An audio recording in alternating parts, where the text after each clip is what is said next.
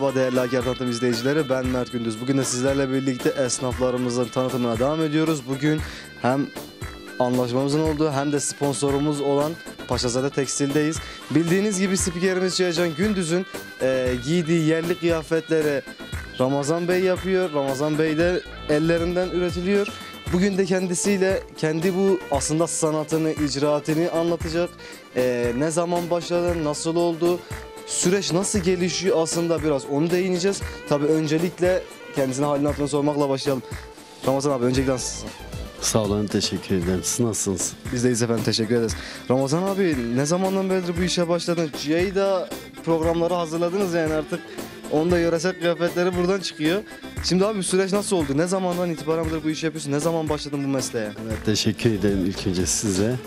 25 yıldır bu sektörde çalışıyoruz. Her çeşit tasarımları yapıyoruz. Özellikle Kürt tasarım elbiselerinde biz çalışıyoruz. Genelde işimiz yaz aylarında yoğunlukta oluyor. Değişik yerlere, her bölgeye hitap edebiliyoruz kültürel olarak. Biz şehir dışına da yurt dışına da çalışıyoruz. Ramazan Bey, o zaman biz hani dükkandaki hem modelleri de arkadaşlara göstermek adına isterseniz biraz dükkana bakalım. Tabii. Hem modeller açısından da değerli arkadaşlar, arkadaşımız da size birazdan gösterecek.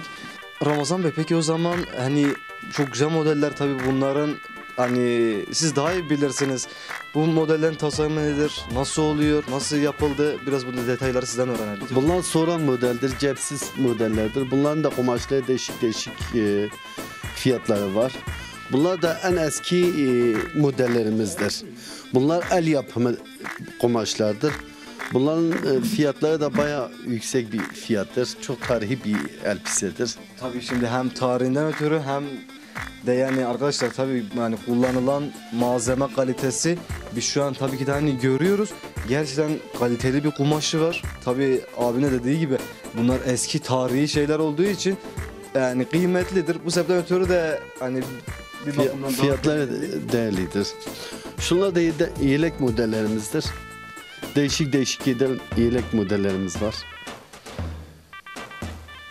Bir de şalvar çeşitlerimiz var. Kemerli var, kemersiz var. Yani tabii şimdi arkadaşlar bu modeller şimdi burada görüyoruz Ramazan Bey, fakat kişiye özel dikim de tabii ki mevcut, değil mi? Özel yapıyoruz. Kemerli var, kemersiz var. Değişik modeller var. Kıyafetler tabii ki muazzam görünüyor, fakat bir de bunların aksesuar boyutu var. İsterseniz biraz aksesuarlara değinelim. Aksesuar çeşitlerimiz çoktur.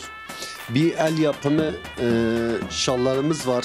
Bunlar bir bayanın normalde bir ayda bir zaman diliminde bitiriyor. Bunlar hepsi koyun yününden yapılan ürünlerdir. Şunlar da normalde siyah kumaşlara gidilecek olan şaldır. Bir de şu çeşitlerimiz var. Bunların tamamı elle yapılıyor değil mi? Yok, bu sadece bu tek elle yapılan bir üründür. Öbürleri hepsi normal bildiğimiz kumaşlarda. Ondan sonra şu cemedan diyoruz. Bu da kullanılıyor. Ondan sonra bu kemer var. Eskiden beri kullanılan kemerlerdi. Normalde bildiğimiz eski kemerler kullanılmıyordu. Hep bunlar kullanılıyordu bizim kültürümüzde. Arkadaşlar şimdi bunun normal gündelik kullanılan kemerlerden farkı, hem normal kemerlerde belden, bunun farkı ise geçmişten itibaren bir de omuzdan inmesi. Tek farkı da aslında bu diyebiliriz. Tabii ki eskiden hani giyim kuşam şimdiki gibi olmadığı için o zaman kemer tasarımları da böyleydi. Ramazan abi, peki şimdi elbiselere değindik, aksesuarlara değindik, arkadaşlarınızdan ek görüntülerden görecekler. Fakat hangi modeller var, kaç model var? İsterseniz bunlara değinelim. Normalde bu kumaşlar iki çeşit. Normalde bizim tekstillerde, büyük toptancılarda aldığımız kumaşlar var. Bir de bu tarihi böyle elbiseler olduğu için, el yapımı olduğu için bunlar pahalıdır. Fazla millet bunlara alma gücü olmuyor. Model olarak tasarım, her gün yeni modeller çıkartıyoruz. Yeni şeyler yapıyoruz, tasarımlar yapıyoruz. Ramazan Bey, peki düğünlerde yani gerçekten hanım ablalarımız olsun, abilerimiz olsun gerçekten kıyafetleri muhteşem görünüyor. Fakat özellikle kadınların kıyafetleri genellikle çok şık duruyor. Onları da mı siz yapıyorsunuz? Onlar nasıl oluyor? Evet, onlara da hitap ediyoruz. Onlara da güzel, her gün yeni modeller yapıyoruz. Her yazın yeni modeller çıkıyor, yeni kumaş çeşitleri çıkıyor. Onlara da yapıyoruz. Değerli Haker Tarafım izleyicileri, bugün Ramazan Bey ile birlikte Paşazade Tekstil'deydik.